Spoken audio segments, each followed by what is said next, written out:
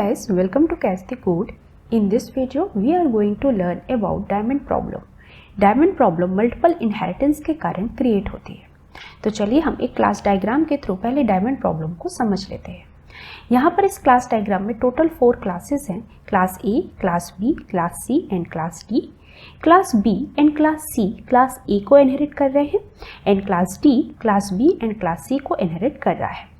Class ए के अंदर M1 नाम का एक ओवररिडेड मेथड है जो क्लास बी और क्लास सी के M1 मेथड से ओवरराइड हो रहा है and class D class B and class C को इनहेरिट कर रहा है। तो क्लास डी को ये कंफ्यूजन हो जाएगा कि वो कौन सी क्लास के कौन से मेथड को एक्सेस करे और इसे ही हम डायमंड शेप प्रॉब्लम कहते हैं।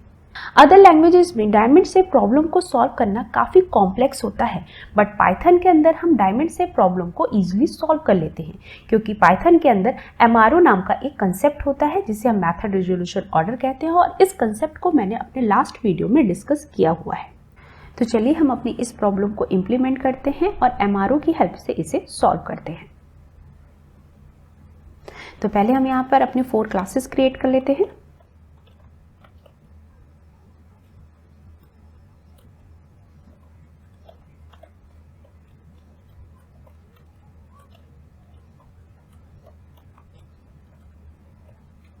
क्लास ए को class B and class C में इनहेरिट कर लेते हैं। तो यहाँ पर लिखेंगे ए और यहाँ पर भी लिख देते हैं ए एंड क्लास डी में हम बी और सी को इनहेरिट कर लेते हैं। अब हम क्लास ए, क्लास बी और क्लास सी के अंदर M1 मेथड को क्रिएट करते हैं। तो यहाँ पर लिखेंगे डेफ M1 और यहाँ पर स्टेटमेंट प्रिंट करा देते हैं इन क्लास ए। इसे कॉपी कर लेते हैं और पेस्ट कर देते हैं।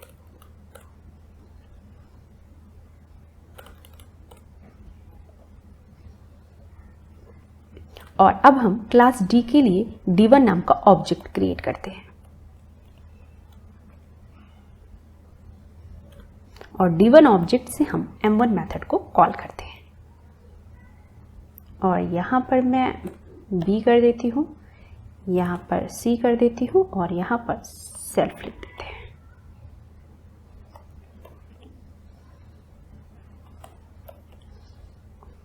और अब हम अपने प्रोग्राम को रन करते हैं। तो देखिए यहाँ पर हमारा स्टेटमेंट प्रिंट हो रहा है इन क्लास बी। तो अब हम ये समझते हैं कि ये हमारा स्टेटमेंट क्यों प्रिंट हो रहा है। सबसे पहले D1 ऑब्जेक्ट ने M1 मेथड को क्लास डी के अंदर सर्च किया। क्लास डी के अंदर M1 मेथड प्रेजेंट नहीं है तो D1 ऑब्जेक्ट क्लास डी की पेरेंट क्लास में M1 मेथड को सर्च करेगा। बट क्लास डी की 2 पेरेंट क्लास है B एंड C, तो D1 ऑब्जेक्ट M1 मेथड को पहले B क्लास में सर्च करेगा। जैसे कि मैंने आपको MRO कंसेप्ट में बताया है कि क्लास की searching bottom to up and left to right fashion में होती है, इसलिए D1 ऑब्जेक्ट M1 मेथड को पहले B क्लास में सर्च करेगा। B क्लास के अंदर M1 मेथड प्रेजेंट है तो D1 ऑब्जेक्ट M1 मेथड को कॉल करेगा और उसके स्टेटमेंट को प्रिंट कर देगा, इसलिए हमारा इन क्लास B प्रिंट हो रहा था। लेट्स सपोज कि M1 मेथड अगर हमारा क्लास D के अंदर भी प्रेजेंट होता और अगेन हम इसे कॉल करते तो इस बार हमारा in class D statement print हो जाता, जैसे कि यहाँ पर ये प्रिंट हो रहा है। ऐसा इसलिए हो रहा है क्योंकि D1 ऑब्जेक्ट को M1 मेथड अपनी ही क्लास के अंदर मिल गया तो उसे पेरेंट क्लास में जाकर सर्च करने की जरूरत नहीं पड़ी। लेट्स सपोज मैं क्लास B के M1 मेथड को कमेंट कर दूं और मैं यहाँ से इसको रिमूव कर दूं और यहाँ पे भी मैं पास कर देती हूँ और अगेन हम अपने M1 मेथड को कॉल करते हैं और अपने प्रोग्राम को रन कराते हैं। तो इस बार हमारा in class C statement print हो रहा है। ऐसा क्यों हो रहा है ये समझते हैं। D1 ऑब्जेक्ट ने M1 मेथड को अपनी क्लास के अंदर सर्च किया। M1 मेथड क्लास D के अंदर प्रेजेंट नहीं है तो D1 ऑब्जेक्ट अपनी पेरेंट क्लास में M1 मेथड को सर्च करेगा।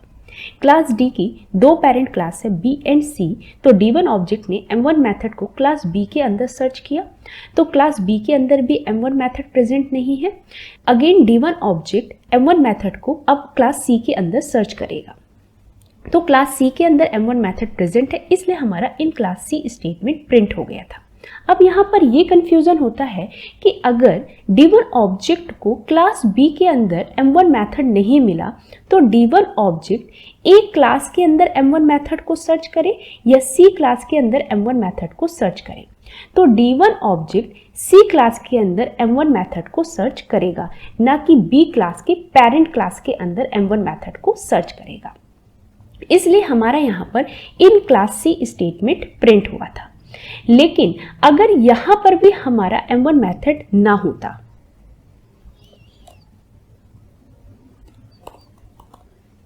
तो अब हमारा D1 ऑब्जेक्ट क्लास A के अंदर जो M1 मेथड है उसको कॉल करता और इसके स्टेटमेंट को प्रिंट कर देता, जैसे कि यहां पर प्रिंट हो रहा है।